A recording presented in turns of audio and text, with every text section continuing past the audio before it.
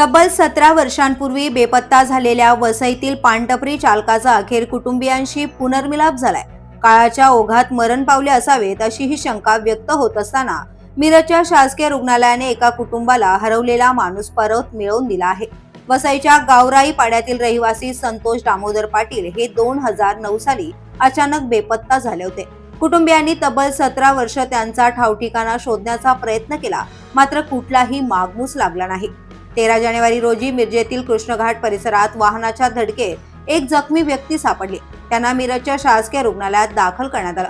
प्रशासन व समाजसेवा अधीक्षक सूर्यप्रकाश राऊत यांनी त्या जखमी व्यक्तीची जबाबदारी घेतली।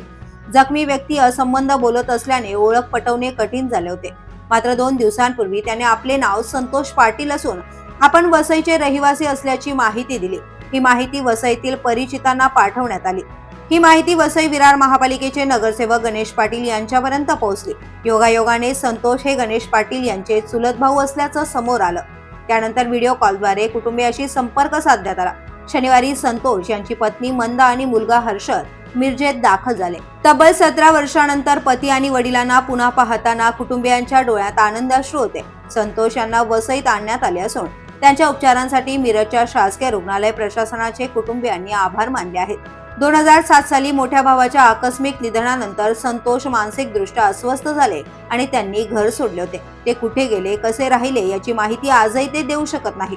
दरम्यान नुकतीच पालिका निवडणूक जिंकल्यामुळे खंडोबा मंदिरात जागर व गोंधळाचा कार्यक्रम सुरू असताना ही आनंदाची बातमी मिळाल्याचं नगरसेवक गणेश पाटील यांनी यावेळी सांगितलं। 17 वर्षांनंतर संतोष घरी परतल्याने कुटुंबियांचा आनंद द्विगुणित झाला आहे। The police news bureau, Vasai.